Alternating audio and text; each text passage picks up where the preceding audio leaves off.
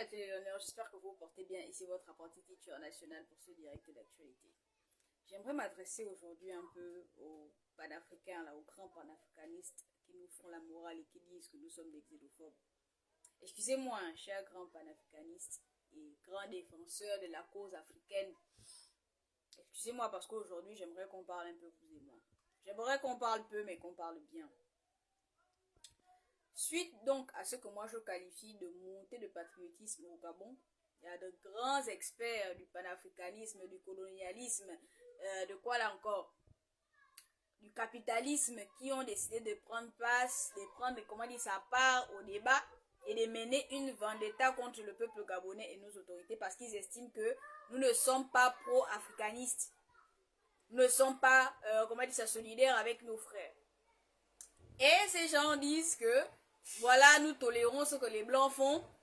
Quand les Blancs, comment dire ça, quand les Blancs viennent, on ne sévit pas. Voilà, on laisse les Blancs faire ce qu'ils veulent.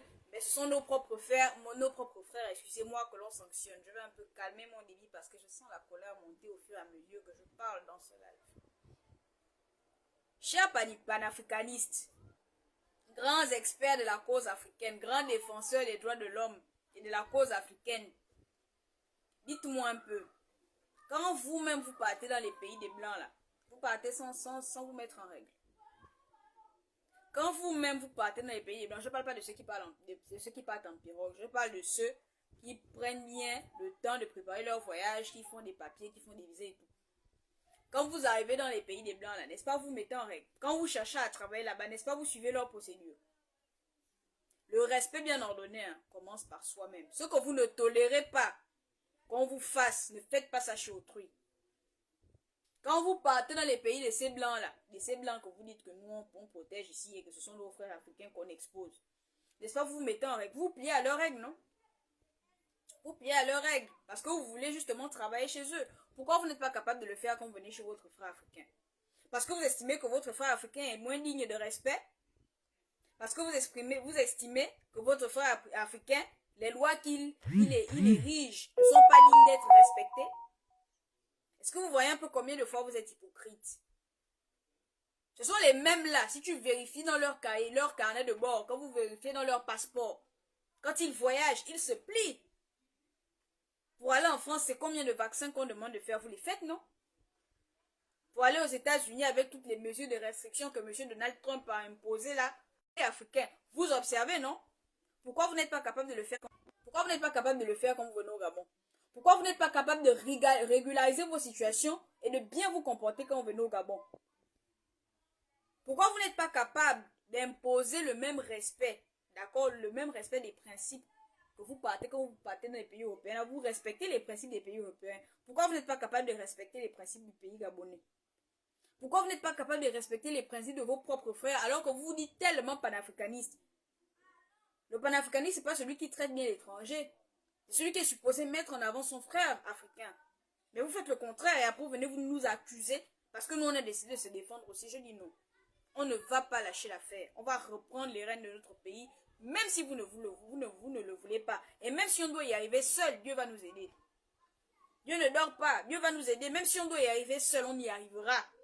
Sous la dynamique de notre chef de l'État, on va y arriver. On en a marre. Vous n'allez pas réussir à nous intimider. Cette intimidation-là, elle prend fin maintenant. Vous n'allez pas réussir. Parce que vous êtes des hypocrites. Vous qui venez de défendre la soi-disant panafricanité à la con là. Mais vous ne la respectez pas vous-même. Vous êtes les premiers à venir manquer de respect à un peuple sur sa propre terre. Vous êtes les premiers à venir commettre des crimes. Les crimes qu'on voit les étrangers faire ici, on ne voit pas un Gabonais. On n'entend jamais qu'un Gabonais a fait ça à l'étranger. Et vous-même, quand vous partez chez les Blancs, vous vous tenez à carreau. Mais ici, vous venez foutre la merde. Bon, finalement, qui se fout de qui? Parlons peu, parlons vrai. Qui se fout de qui? N'est-ce pas vous-même et votre soi-disant panafricanité que vous foutez de nous-mêmes et vous venez nous la faire par l'arrière? On dit non.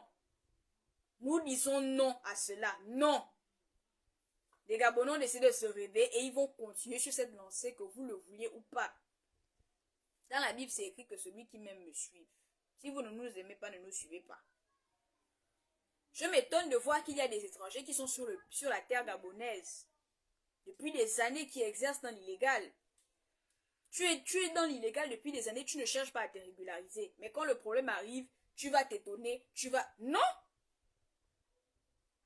En France, il y a tellement de procédures pour avoir simplement un job.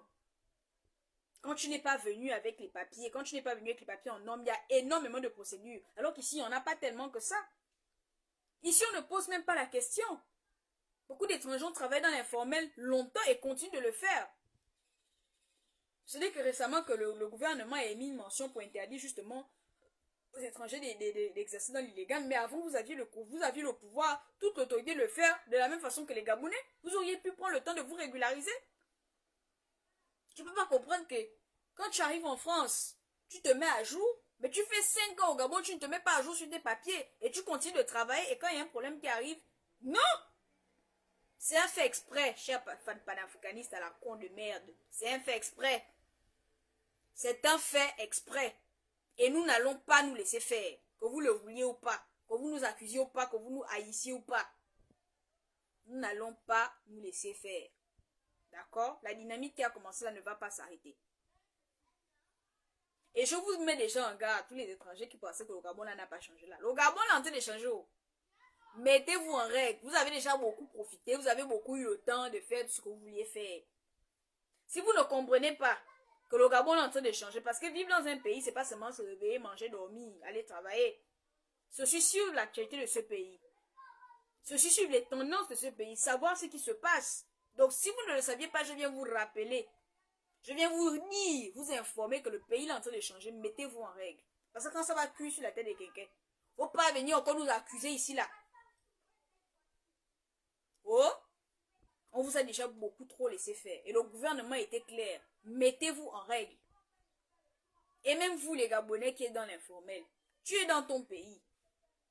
Tu sais que tu exerces une activité professionnelle. Il faut chercher aussi à aider. Parce que c'est ça qui va aider à remonter l'économie. Vous savez combien de milliards transitent par l'informel? Et l'État n'a pas la main mise dessus. Avec cet argent, on aurait pu aider à construire le pays. Payer les salaires des enseignants, vous pensez que quoi? C'est quoi pour vous, c'est quoi qu'on appelle l'argent du contribuable? L'argent du contribuable, ce sont vos impôts. Ce sont les impôts générés par les activités professionnelles d'autres personnes qu'on prend pour pouvoir exercer, comment dire ça, les activités qui relèvent du public. On peut aussi prendre l'argent du contribuable pour payer certains agents du public, pour réaliser des travaux d'intérêt public. Mais quand vous êtes dans l'informel, l'argent des impôts là, personne ne prend ça. Et au final, on se retrouve dans ça. Donc si le pays est aussi un peu en retard, c'est de notre faute. Faut pas aussi qu'on accuse.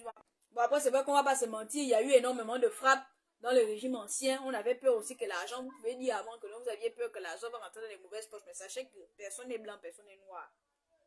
D'accord?